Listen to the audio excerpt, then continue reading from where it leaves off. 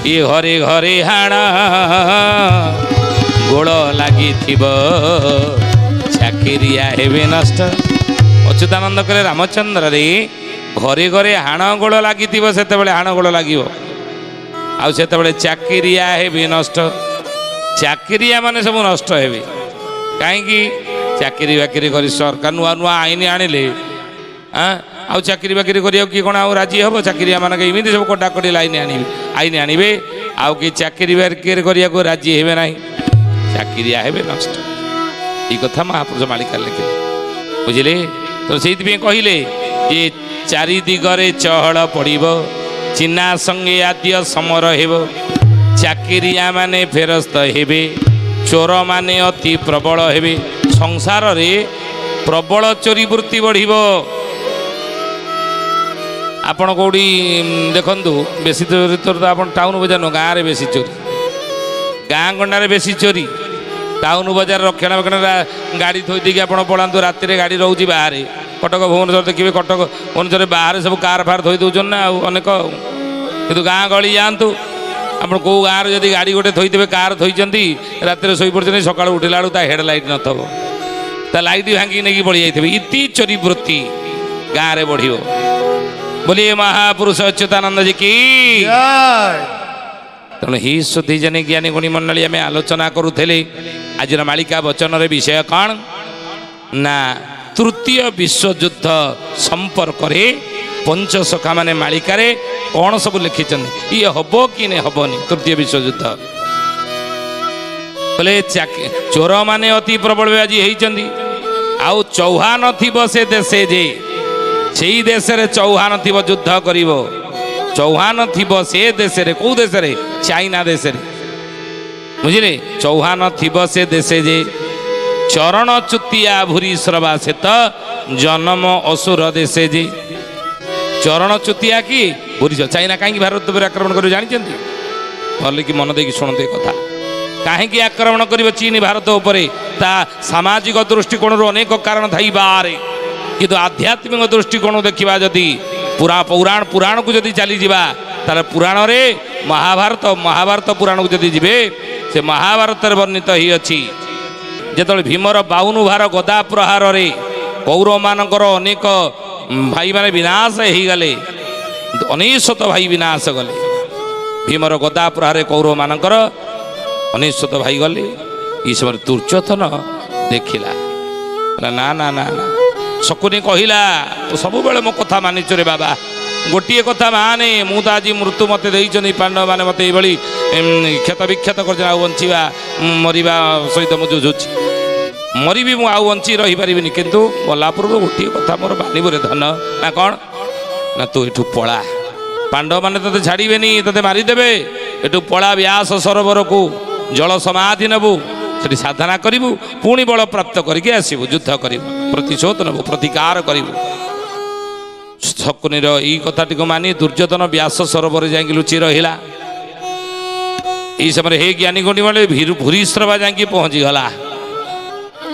କହିଲା କିଓ ଏଠି କ'ଣ ଅଛ?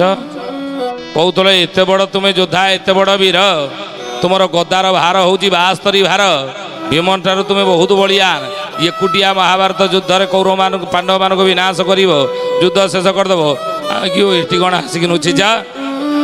ଦୁର୍ଯ୍ୟୋଧନ କହିଲା ହେ ଭୂରିଶ୍ରବା, କାହିଁକି ତୁ କଟା ଘାରେ ଚୂନ ଦଉଛୁ? କଟା ଘାରେ କାହିଁକି ତୁ ଚୂନ ଦଉଛୁ? ମୁଁ ଯନ୍ତ୍ରଣା ଛଟପଟ ହଉଛି, ବହୁତ କଷ୍ଟରେ ମୁଁ ଅଛି।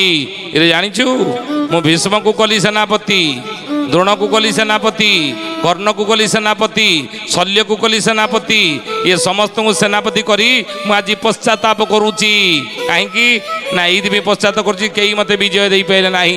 କିନ୍ତୁ ଯଦି ତୋ ଉପରେ ମୋର ବିଶ୍ୱାସ ଥାନ୍ତା, ଭରସା ଥାନ୍ତା, ତତେ ଯଦି ମୁଁ ସେନାପତି କରିଥାନ୍ତି, ତୁ ଶିବଙ୍କ ବଳରେ ବଳିଆ, ଶିବ ତତେ ବର ଦେଇଛନ୍ତି, ତୋ ମସ୍ତକରେ ଯେ ପର୍ଯ୍ୟନ୍ତ ପଗଡ଼ି ଏବଂ ଆଉ କ'ଣ ଟାହିଆ ଥିବ, ସେ ପର୍ଯ୍ୟନ୍ତ ଯୁଦ୍ଧରେ ତତେ କେହି ହରେଇ ପାରିବେ ନାହିଁ। ତତେ ସେନାପତି କରିଦେଇଥିଲେ, ଯୁଦ୍ଧ ମୁଁ ଜିତେଇଥାନି, ଆଉ ତାଙ୍କୁ କରିକି ମୁଁ ପଛଉତି ଆଜି ତ ମଥାରେ ମୁଁ ତିଳକ ଦେଇଦେଉଛି, ତତେ ସେନାପତି ପଦରେ ଅଭିଷିକ୍ତ କଲି, ଯା ପାଣ୍ଡବମାନଙ୍କୁ ବିନାଶ କରି ମୋତେ ବିଜୟ ଶ୍ରୀ ଦେ, ମୋତେ ଯୁଦ୍ଧରେ ଜିତା। ଭୂରିଶ୍ରବା ଗଲା, ହଉ ହଉ ମୁଁ ଯାଉଛି, ରୁହ, ଟାଇଆ ବାନ୍ଧିଲା, ମୁଣ୍ଡରେ ବାନ୍ଧିଲା ବେଳକୁ ପସନ୍ଦ ହେଲାନି, ପଗଡ଼ି ବାନ୍ଧିଲା ପୁଣି ଖୋଲିଲା, ନାଇଁ ଏମିତି ବାନ୍ଧିଲା ବେଳକୁ ପସନ୍ଦ ହେଉନି। ଘୋଡ଼ା ଗୋଟେ ନେଇକି ରଥରେ ଯେତେବେଳେ ଯେଉଁ ଘୋଡ଼ାରେ ଯିବ ଯୁଦ୍ଧ କରିବାକୁ, ଯେଉଁ ରଥରେ ବସିକି ଯିବ, ରଥରେ ନେଇକି ଘୋଡ଼ା ଯୋଚିଲା, ନାଇଁ ଏଇଟା ଦୁର୍ବଳିଆ ଦେଖାଯାଉଛି, ଆ ସଙ୍ଗେ ମ୍ୟାଚ୍ କରୁନି, ତାକୁ ଖୋଲି ଦେଇକି ଆଉ ଗୋଟେ ଘୋଡ଼ା ଯୋଚିଲା ରଥରେ।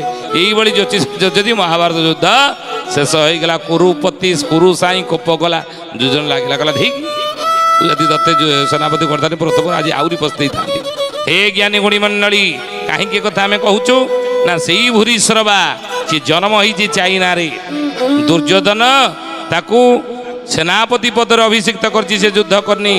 ଏମନ୍ତ କାଳରେ କହୁଛି ବାବୁରେ ବୁଝିଯିବ ଲୀଳା ଭଲେ,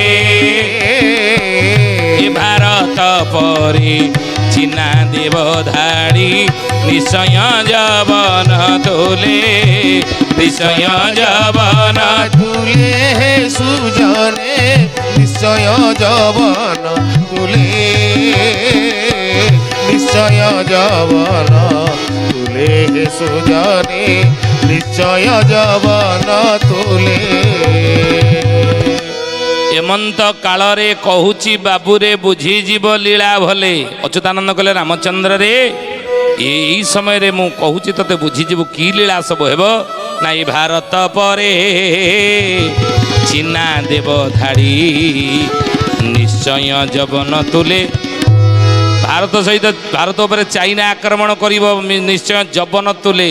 ମୁସଲମାନ କଣ୍ଟ୍ରି ଅର୍ଥାତ୍ ଯବନ କଣ୍ଟ୍ରି ସହିତ ମିଶି ଭାରତ ଉପରେ ଚୀନ ଆକ୍ରମଣ କରିବ। ଅଚ୍ୟୁତାନନ୍ଦ ମହାପୁରୁଷ ମାଳିକାରେ ସେଇ କଥା ଲେଖିଲେ, କହିଲେ ଏଥକୁ ବିଚାରି ଶାସନ କର, ଏଥକୁ ବିଚାରି ଶାସନ କର, କେତୁମାଳା ଠାରେ ଆଶା ନ କର, କେତୁମାଳା ଠାରେ ଆଶା ନ କର। ବିଶ୍ୱାସଘାତକ ଅଟଇ ଚିହ୍ନା, ବିଶ୍ୱାସଘାତକ ଅଟଇ ଚିହ୍ନା, ଚୁଟି କାଟି ଦେବ ସେ ବେଳେ ସିନା, ଚୁଟି କାଟି ନେବ ସେ ବେଳେ ସିନା। ଏ କଥା ତୁ ମନେ ଘେନ ଯେ ଯେଉଁ ପାପ କର୍ମ ନୟନେ ଦେଖିବ ଶୁଣିତ ନଥିବ କାନ ଯେ, ଯେଉଁ ପାପ କର୍ମ ନୟନେ ଦେଖିବ ଶୁଣିତ ନଥିବ କାନ ଯେ। ତୃତୀୟ ବିଶ୍ୱଯୁଦ୍ଧ ସମ୍ପର୍କରେ କହୁଛନ୍ତି ଅଚ୍ୟୁତାନନ୍ଦ ମହାପୁରୁଷ, କହିଲେ ଏଥକୁ ବିଚାରି ଶାସନ କର, କେତୁମାଳା ଠାରେ ଆଶା ନ କର। କେତୁମାଳା କୋଉଟା ନା ହିମାଳୟର ପୂର୍ବ ପଟଟା ହେଉଛି କେତୁମାଳା, ବୁଝିଲେ। ବର୍ତ୍ତମାନ ମାନ ସରୋବର ଆପଣ ଅଛି ଜାଣିଛନ୍ତି, ଚାଇନା ଅଧୀନସ୍ଥ। ଅଚ୍ୟୁତାନନ୍ଦ ମହାପୁରୁଷ କହିଲେ କେତୁମାଳା ଠାରେ ଆଶା ଆଉ କରନା, ନାଇଁ ଚାଇନା ନେଇ ଯାଇନି। ଆଉ ମହାପୁରୁଷ କହିଲେ ବାବୁରେ ବିଶ୍ୱାସଘାତକ ଅଟଇ ଚିହ୍ନା, ଚୋଟି କାଟି ଦେବ ସେବେଳେ ସିନା। ଯେତେ ସମ୍ପର୍କ ଆମେ ବିଭିନ୍ନ ପ୍ରକାର ଯୋଡ଼ିବାକୁ ଚାହିଁଲେ ମଧ୍ୟ ସେ ସହଜ କଥା ନୁହେଁ, ସେ ବିଶ୍ୱାସଘାତକ। ଆଉ ଏକଥାକୁ ମନେ ଘେନ ଯେ ଯେଉଁ ପାପ କର୍ମ ନୟନେ ଦେଖିବ ଶୁଣି ତ ନଥିବ କାନ ଯେ। ଯେତେବେଳେ ଏଭଳି ପାପ କର୍ମ ଦେଖିବ କାନରେ ଶୁଣି ନଥିବ, ବୁଝିଲେ, ଏଭଳି ସମୟ ଆଗକୁ ଆସୁଛି। ତୃତୀୟ ବିଶ୍ୱଯୁଦ୍ଧ ଭାବରେ ମହାପୁରୁଷ କହୁଛନ୍ତି ଦ୍ୱାର ଦେଶରେ ଆମେ ଛିଡ଼ା ହେଇଛେ। ଆଉ ଏ ବିଷୟରେ ମାଳିକାରେ ଏଇଆ ଲେଖାଯାଇଛି ତୃତୀୟ ବିଶ୍ୱଯୁଦ୍ଧ ବିଷୟରେ ପଞ୍ଚସଖା ମାନେ ଲେଖିଛନ୍ତି।